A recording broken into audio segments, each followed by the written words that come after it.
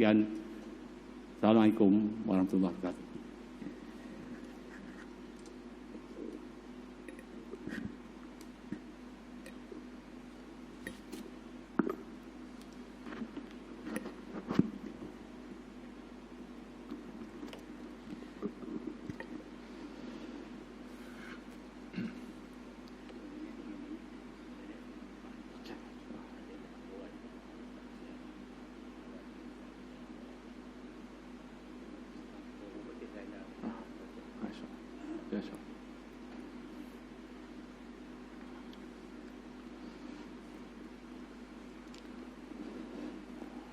Bismillahirrahmanirrahim.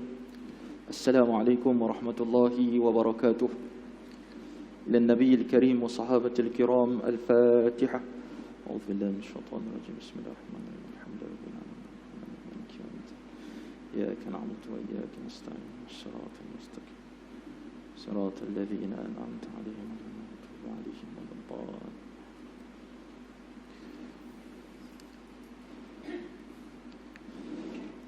إن الحمد لله نحمده ونستعينه ونستهديه ونستغفره ونتوب إليه ونتوكل عليه ونعوذ بالله من شرور أنفسنا ومن سيئات أعمالنا. من يهد الله فلا مضل له ومن يضلل فلن تجد له وليا مرشدا. أشهد أن لا إله إلا الله وأشهد أن محمدا عبده ورسوله صفيه من خلقه وحبيبه اجتباه ربه رحمة للعالمين بشيرا ونذيرا بين يدي الساعة. أدى الأمانة ونصح الأمة وكشف الله به الغمة وجاهد في الله حق جهاده وتركنا على النهجة البيضاء ليلها كنهارها لا يزيغ عنها إلا هالك. أما بعد. Yang saya hormati Tuan Pengurusi Masjid Tuan Haji Jamaluddin Hafizahullah Ta'ala, Jawatan Kuasa Masjid, Tuan-Tuan Imam, Tuan-Tuan Bilan, Datuk-Datuk, hadirin yang dirahmati oleh Allah Subhanahu wa taala sekalian. Semoga kita berada dalam keadaan sihat wal afiat insya-Allah, dalam keadaan kepatuhan SOP yang telah ditetapkan kepada kita. Tuan-tuan yang dirahmati Allah Subhanahu wa taala, kita berada pada hari-hari yang dimuliakan oleh Allah Subhanahu wa taala. Para ulama bila menafsirkan ayat walayalin ashr pada surah Al-Fajr itu menyatakan tentang kelebihan 10 hari awal daripada bulan Zulhijjah yang mana tidak ada pada bulan-bulan yang lain. Sehingga kan ulama mengatakan 10 hari dalam bulan Zulhijjah itu lebih afdal daripada 10 hari akhir daripada bulan Ramadan. Itu disebut oleh para ulama. Kerana dalamnya merangkumi pelbagai perkara. Salah satunya ibadat puasa yang kita laksanakan ataupun yang tuan-tuan buat. Dalam tu juga tuan-tuan Allah Subhanahu wa taala terdapat juga ibadat yang dinamakan ibadat kurban. Dan yang besar sekali ibadat haji yang kita laksanakan, dan Malaysia terpilih sekitar 260 orang lebih terpilih dijemput oleh kerajaan Saudi untuk melaksanakan ibadat haji tahun ni. Mereka tu benar-benar tetamu Allah Subhanahu wa taala yang Allah jemput mereka datang. Bagi yang tak berkesempatan, jangan kita putus asa dengan Allah Subhanahu wa taala, sebab Islam melarang umat dia untuk berputus asa. Apalagi sampai tahap bunuh diri, walaupun rekod baru ni menyatakan 60% yang bunuh diri asbab daripada pandemik ni datang daripada orang Islam Melayu. Ini satu rekod yang cukup membimbangkan kita. Maka hadirin Allah Subhanahu wa taala sekalian, saya tak ada bercadang untuk cerita tentang 10 hari dalam bulan Zulhijjah itu. Cuma saya nak relatekan dengan perkara yang berlaku mutakhir ini ataupun apa yang terjadi kepada kita sekarang. Tuan-tuan Allah Subhanahu wa taala sekalian, seperti mana kita tahu, WHO sebut, pakar-pakar sebut, Kementerian Kesihatan sebut, apa yang menimpa kepada kita disebut sebagai pandemik lah. Satu benda yang sangat tersebar dengan pantas sekali, dengan varian terbaru nama Delta, lagilah menyebabkan kita rasa ragu-ragu. Yang memang tak nak pergi masjid, langsung dia kata malas pergi masjid tu, tuan-tuan Allah, disebabkan takut ada varian tersebut di kalangan kita. Namun kita lupa tuan-tuan Allah Subhanahu wa taala, di atas ke segala-galanya itu adanya Allah Subhanahu wa taala. Dan kita tahu dan kita beriman, tak kala mana Sayyidina Jibril alaihi salam datang bertemu dengan Rasulullah sallallahu alaihi wasallam, Sayyidina Jibril bertanya kepada Rasulullah, akhbirni anil iman, khabarkan kepada saya tentang iman. Maka jawab Rasulullah, salah satunya wa tu'minu bil qadri khairihi wa syarrih. Kamu beriman kepada qada dan qadar Allah, baik ataupun buruk. Yani semua kita menyatakan demikian. Nahnu nu'minu billah, kita beriman pada Allah, kita beriman pada Rasulullah, kita beriman kepada kitab, kita beriman kepada hari kiamat, kita beriman kepada Rasul, kita beriman kepada namanya qada dan qadar Allah Subhanahu wa taala. Bila sebut qada dan qadar Allah Subhanahu wa taala ni tuan-tuan, sejauh mana kefahaman kita kepada qada dan qadar itu perlu kita titik beratkan kembali.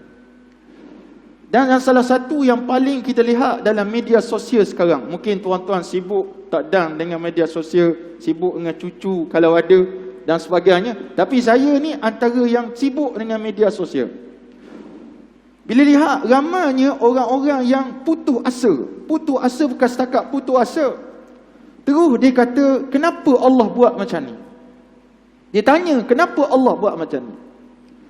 Berlaku di Kelantan dulu tuan-tuan, waktu kerajaan Kelantan hapuskan penanaman tembakau. Bukan, minta maaf. Hapuskan penanaman tembakau. Sebelum tu industri tembakau ada. Bukan hapuskan, isunya Allah bagi banjir dekat tanaman tu. Hamba Allah ni keluarkan parang, dia kata, mana Allah? Kenapa banjir tanah aku ni? Tanah hamba ni. Nah, dia kata gitu. Dia cari mana Allah. Betapanya tuan-tuan macam Allah Subhanahu wa taala, dia lupa segala-gala yang berlaku di atas muka dunia Allah Subhanahu wa taala, ya mungkin sebab manusia, tapi tanpa izin Allah Subhanahu wa taala tak jadi apa. Waktu Sayyidina Isa alaihi salam menyebut tentang mukjizat dia, aku boleh sembuhkan orang yang penyakit baras biiznillah, dengan izin Allah. Hidupkan orang mati dengan izin Allah. Dia sandarkan izin Allah. Maksudnya apa tuan-tuan macam Allah Subhanahu wa taala? Di samping kita patuh kepada SOP yang telah ditetapkan, kita juga kena patuh kepada SOP yang Allah telah tetapkan. Salah satunya kata Allah dalam Al-Quran, ud'uni astajib lakum. Doalah kepada aku akan perkenankan doa kamu. Cuma cara Allah perkenankan doa kita tuan-tuan macam Allah Subhanahu wa taala, ada dia punya syarat-syarat dia. Bukan senang kita tadah, ya Allah tolong angkat Covid, bangun pagi esok orang pun tak kenal benda apa Covid, tak ada. Bukan semudah itu tuan-tuan. Walaupun di kalangan kita ni ramai para aulia Allah Subhanahu wa taala, tapi kemungkinan ada syarat-syarat yang menyebabkan terhenti ataupun tidak naik doa tersebut, ataupun Allahu dulu, bertenang dulu. Disebabkan beberapa perkara yang saya nak jelaskan kepada tuan-tuan. Dan depan saya Tuan Guru Ustaz Zul pun ada, saya rasa debar terus bila cakap depan Ustaz Zul. Patut dia mari tazkirah saya ni nak. Cuma saya nak sebut tuan-tuan macam Allah Subhanahu wa taala sekalian. Satu ketika Nabi Allah Musa AS bawa kaum dia untuk solat istisqa, solat minta hujan. Solat minta hujan ni afdal buat di tanah yang lapang, bukan buat dalam masjid, buat kat padang, buat kat padang, jemput semua orang datang. Suami, isteri, anak-anak, hatta binatang ternakan pun sunnah bawa sekali. Dia tak semayang tapi bawa sekali, sunnah. Untuk menunjukkan kita bersungguhnya nak minta pada Allah Subhanahu wa taala. Tak kala mana Nabi Allah Musa bermunajat kepada Allah. Nabi Musa ni tuan-tuan, dia kalimullah. Dia boleh bercakap direct dengan Allah. Tak perlu perantaraan Sayyidina Jibril alaihissalam, direct dengan Allah. Mana dia boleh berdialog dengan Allah. Dalam surah Al-Baqarah Allah sebut, tilkar rusulu faddalna ba'dahum ala ba'din minhum man kallama Allah. Ada di kalangan mereka yang boleh berkata-kata dengan Allah. Maka hadirin mati Allah Subhanahu wa taala, Nabi Musa berdoa, ya Allah turunkan hujan. Tapi hujan tak turun. Itu Nabi dan Rasul ulul azmi, confirm syurga dan kekasih Allah Subhanahu wa taala. Waktu tu yang ada Nabi Allah Harun ada, Yusha' bin Nun ada, ramai orang yang hebat-hebat ada, tapi tak turun hujan. Ditanya kepada Allah, wahai Allah, kenapa tak turun hujan? Kami dah doa dah ni. Tu sebab Imam Ibn Atta'illah As-Sakandari dalam kitabnya Al-Hikam, dia kata jangan mu'arrah Allah. Jangan arah Allah. Kita suka mengarah. Kita ingat Allah tu macam saudara mara kita je. Kita nak minta biar dapat tu. Baik hu o baik kru dapat. Tak boleh tuan-tuan. Kita tak boleh arah Allah. Dia akan bagi waktu bila, kata Ibn Atta'illah, fil waqti allazi yuridu la fil waqti allazi turidu. Pada waktu yang Allah nak, bukan pada waktu yang kamu nak. Kita memang nak sekarang kalau boleh. Tak ada kes langsung positif. Tak ada dah dia punya penyakit ini. Tapi hakikatnya tak begitu. Rupa-rupanya tuan-tuan kata Allah, wahai Musa, dalam kalanganmu yang ramai-ramai ni, umat Nabi Musa ni ada kata 200,000 orang. Dia kata, wahai Musa, dalam ramai-ramai kalangan kamu ni, ada seorang hamba-Ku yang buat maksiat kepada aku, dan dia orang lain tak tahu. Dia seorang buat maksiat, dan dia tidak bertaubat kepada aku. Mu suruh dia keluar dulu daripada ni, tapi Allah tak sebut nama siapa, lorong mana, belah mana, tak. Laluan 14 ke, 31 ke, 29 ke, nombor berapa rumah, tak disebut. Allah jaga aib. Allah suruh Nabi Musa khabar kepada kaum dia bahawa siapa yang ada buat sekian-sekian dosa, Allah sebut kepada aku supaya dia keluar daripada kumpulan kita ini, insya-Allah hujan akan turun. Bila Nabi Musa berkhutbah sebut macam tu kepada kaumnya, maka yang buat dosa tadi tuan-tuan, dia tersedar. Bab kata seorang penyanyi, kalau siapa makan cili dia rasa pedas. Siapa makan cili dia rasa pedas. Orang tu terasa dan dia terus berkata kepada Allah, ya Rabb, astaghfirullah wa atubu ilaik. Aku mohon minta ampun kepada kamu dan aku bertaubat kepada kamu. Tolong jangan bagi tahu Musa. Aku takkan keluar daripada kumpulan ini sebab aku malu nanti orang tahu. Ketika tu tiba-tiba tengok Nabi Musa dan kaum Bani Israel duk tengok siapa yang akan keluar daripada kalangan kita ni. Tak ramai, seorang je. Tiba-tiba hujan turun dengan lebat. Lagi satu pelik kepada Nabi Allah Musa. Dia kata, ya Rabb, tak keluar pun orang di kalangan kita, kenapa hujan boleh turun? Dia kata, wahai Musa, si fulan ni tadi telah bertaubat kepada aku. Maksud apa tuan-tuan mati Allah? Wabak ini sama ada dia datang sebagai ujian kepada kita, khususnya bagi orang beriman, ataupun bala yang Allah beri kepada kita sebab dosa yang kita lakukan. Kita kena beriman kepada ayat Allah. Bila mana Allah nak hancurkan satu kaum, Allah tak bagi pada orang buat maksiat tu saja kena, tapi kena semua. Yang ni kita paling risau. Apa reason? Apa sebab Allah kenakan kita? Kita tak buat maksiat, kita khabar. Salah satu puncanya tuan-tuan, amar ma'ruf nahi mungkar, kita tak laksanakan.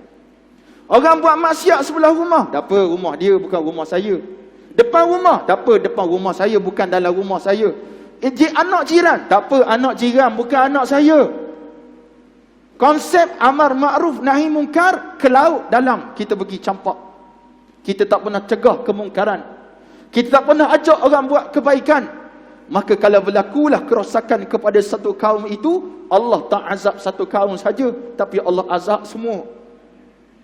Yang ni kita risau sekali tuan-tuan mati Allah Subhanahu wa ta'ala sekalian. Semasa COVID, PKP 1.0, waktu tu kes tak banyak. Dalam bulan Ramadan tahun lepas, dalam bulan Ramadan, dalam media sosial, saya sebut media sosial tuan-tuan, yang offline yang keluar ni lagi banyak. Di media sosial ni lagi parah. Bukan banyak, lagi parah, yang amat sangat. Orang menjual tubuh dia, orang perempuan jual tubuh dia dalam media sosial. Banyak dapat bintang, banyak dapat pitih. Ada aplikasi namanya Bigo. Banyak orang like, banyak orang komen, lagi banyak dia dapat income. Orang memperdagangkan tubuh dan mereka ni orang Islam. Tapi kita tak tahu. Tak apa, tak tahu, tak apa. Yang tahu, kita tak cegah. Ustaz, yang buat ni kat Malaysia berapa? Semua kena. Sebab maksiat tu sedang melata tuan-tuan macam Allah Subhanahu wa ta'ala, dan sedang melata yang amat menakutkan kita. Kalau kita fokus pada ni, maksud saya adalah tuan-tuan macam Allah Subhanahu wa ta'ala sekalian, Kita kena banyak beristighfar kepada Allah dan bertaubat kepada Allah. Tanamkan dalam diri masing-masing seperti mana kata tuan-tuan guru kami. Kemungkinan azab Allah ini ataupun ujian Allah ni tak diangkat sebab ada dosa aku yang aku buat. Kita jangan pandang orang. Aku sendiri, saya sendiri, tuan-tuan sendiri yang ada buat dosa, yang mungkin kita tak bertaubat kepada Allah Subhanahu Wa Taala, asbab itulah bala Allah ini datang kepada kita. Satu. Yang kedua, tuan-tuan macam Allah, apa kelebihan istighfar kepada Allah? Nabi Allah Nuh AS sebut dalam surah Nuh. Dia kata apa kepada kaumnya? Qala rabbi inni da'autu qaumi laylan wa nahara. Ni kisah yang kita boleh ambil iktibar. Nabi Nuh kata, ya wahai Tuhan, aku berdakwah kepada kaumku malam siang. Maksudnya 24 jam. Berapa lama dia berdakwah kepada kaum dia? Alfa sanatin illa khamsina ama, 950 tahun. 1000 kecuali 50, 950 tahun. Ada kata umur dia 1000 tahun. Pada umur dia 50 tahun, dia berdakwah. Tuan-tuan macam Allah Subhanahu Wa Taala sekalian, dia berdakwah kepada kaum dia. Walam yaziduhum du'ai illa firara. Itu Nabi dan Rasul. Tidak ada yang bertambah followers aku, yang ikut aku, kecuali mereka lari belaka. Ni zaman kita pun berlaku macam tu. Orang tak suka kuliah-kuliah, orang tak suka. Benda-benda ketaatan pada Allah, orang tak suka. Bila masjid kena tutup, dialah paling bising. Bila masjid dibuka, dialah yang tak paling tak mari. Dia tak mari. Dia cuma pandai bisingnya. Tapi tak apa, ada iman lagi. Sebab dia bising masjid tutup. Walam yaziduhum du'ai illa firara. Lari belaka. Wa inni kullama da'autuhum litaghfira lahum. Tak kala mana aku berdakwah kepada mereka untuk kamu ampunkan dosa mereka, ja'alu asabi'ahum fi adhanihim. Mereka masukkan jari-jari mereka dalam telinga-telinga mereka, menunjukkan tak naknya dengar. Jari kita ada 5, tak boleh masuk semua tuan-tuan. Tapi Allah kata asabi'ahum, jari-jari ni masuk belaka. Maksudnya tak ambuh sungguh, tak nak sungguh dengar apa yang disebut oleh Nabi Allah Nuh AS. Wastaghshaw siyabahum, angkat baju ni tutup muka. Wa asarru wastakbaru istikbara, dan mereka bertambah sombong, berterus-terusan sombong dan takabur kepada Allah Subhanahu Wa Taala. Sedangkan Allah Subhanahu Wa Taala rakamkan Nabi Allah Nuh kata apa? Wa anistaghfiru, istighfarlah kamu kepada Allah. Apa kelebihan istighfar? Yursilis samaa alaikum midrara.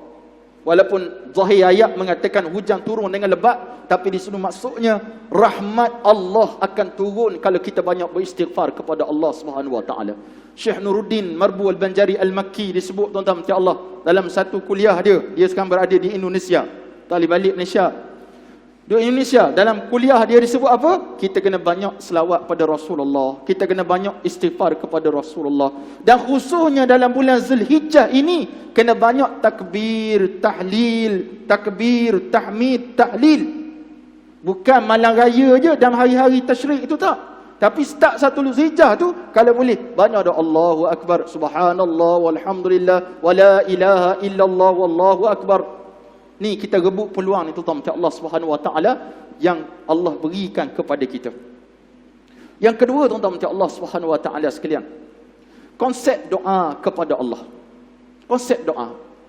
Jangan lupa kita berdoa, dan Islam, ulama Ahlus Sunnah wal Jamaah menyebut kita boleh bertawassul dengan amalan yang kita buat.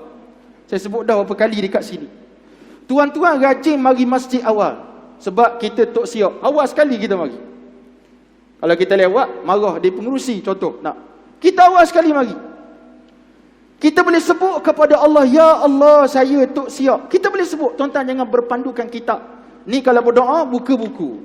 Berdoa je buka buku. Tuan-tuan sebut apa isi hati tuan-tuan kepada Allah.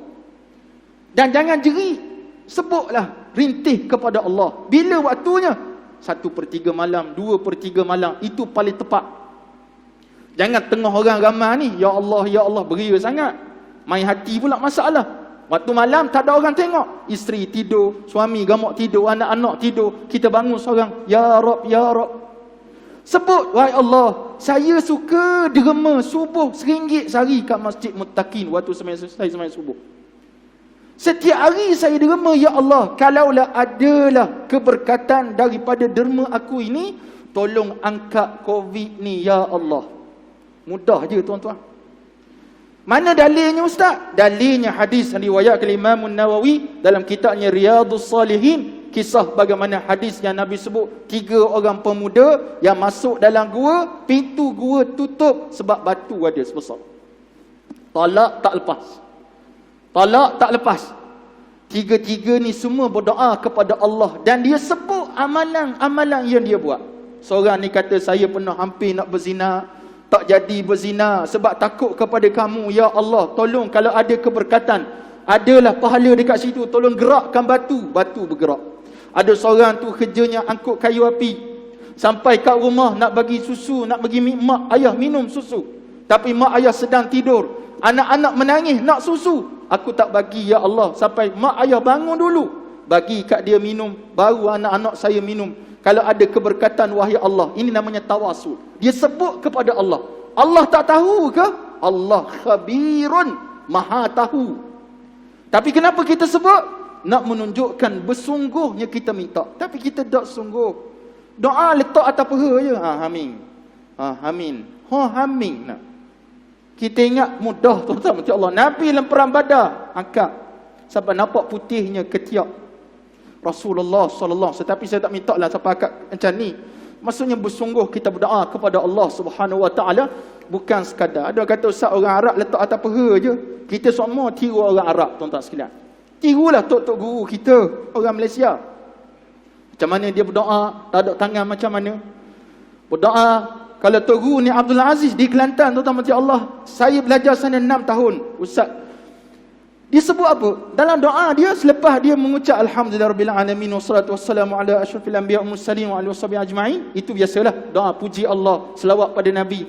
Dia muqaddimahkan doa dia dengan Rabbana zalamna anfusana. 5 waktu kalau dia jadi imam, 5 waktulah dia muqaddimahkan dengan doa Rabbana zalamna anfusana. Tapi kita letak mana Rabbana ni? Last sekali. Last sekali. Dan mana hujah Ustaz? Hujahnya suratul Fatihah. Bismillahirrahmanirrahim. Dengan nama Allah yang Maha Pemurah lagi Maha Penyayang. Kita puji Allah.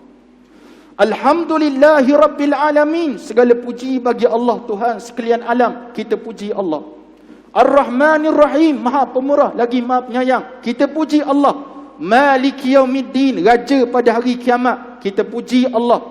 Iyyaka na'budu wa iyyaka nasta'in. Akan engkau kami sembah, akan engkau kami minta pertolongan. Puji lagi Allah.